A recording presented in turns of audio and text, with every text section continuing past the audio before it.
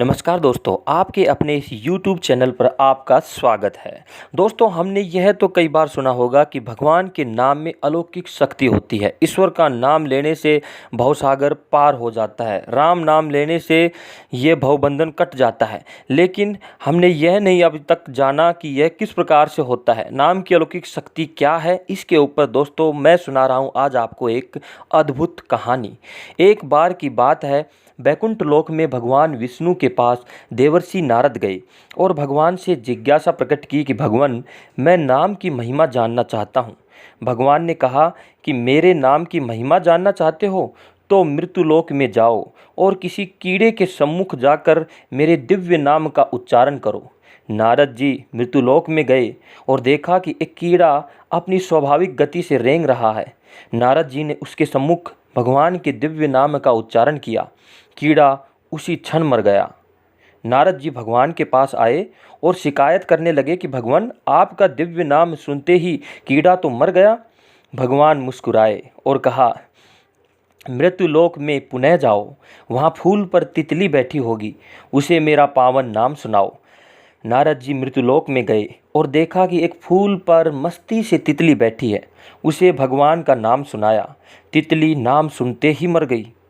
नारद जी फिर भगवान के पास गए और कहा कि भगवान, आपके नाम को सुनते ही तितली तो मर गई।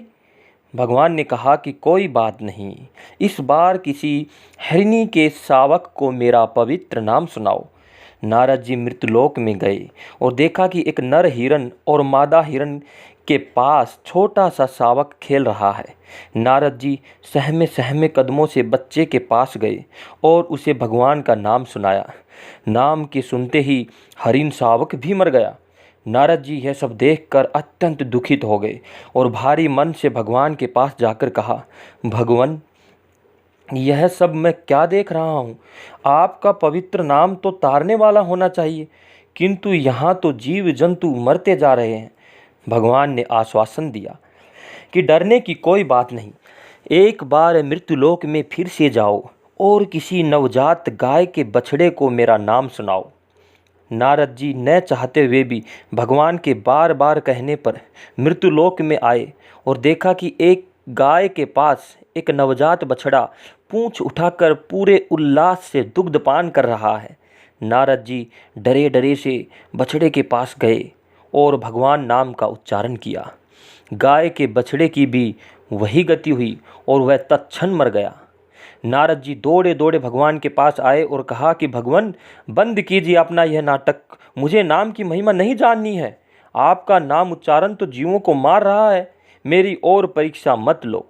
भगवान ने कहा, शांत हो जाओ ऋषिवर, एक बार मेरे कहने से मृत्युलोक में फिर जाओ और इस बार जीव जंतुओं पर नहीं, मनुष्यों पर मेरे नाम का प्रभाव देखो।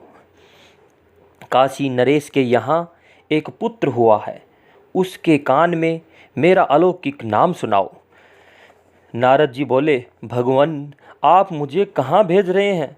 मैं बदनाम हो जाऊंगा, मुझे लोग हत्यारा कहेंगे। भगवान के आदेश से और उनके बार बार विश्वास दिलाने पर नारद जी काशी नरेश के यहाँ गए।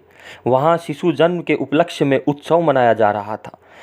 राजा को जब पता लगा कि बैकुंठ लोक से देवर्षि आए हैं तो उन्होंने उनका खूब स्वागत सत्कार किया और कहा कि आप नवजात शिशु को आशीर्वाद दीजिए। नारद जी के पैर आगे नहीं बढ़ रहे थे। भय से व्याकुल वे शिशु के समीप गए और उसके कान में दिव्य भगवान नाम का उच्चारण किया।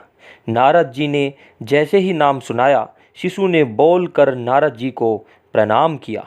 नारद जी अत्यंत आश्चर्यचकित एवं गदगद होकर बोले कि बालक, तुम कौन सी शक्ति से बोल रहे हो?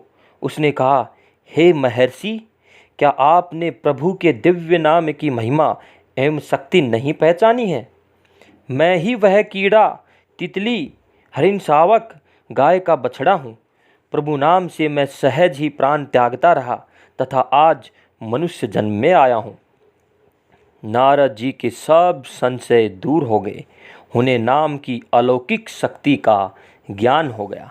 तो दोस्तों, ये होती है भगवान नाम की अलौकिक शक्ति। तुलसीदास जी ने भी कहा है, भाय कुभाय अनख आलसहूँ, नाम जपत मंगल दिसि दसहूँ, कि आप भाव में, कुभाव में या आलस में किसी भी प्रकार से भगवान नाम का अगर हम जाप करते हैं तो दसों दिशाओं में शुभ ही शुभ होता है। आप सभी को नमस्कार, जय हिंद, जय भारत, जय श्री राम।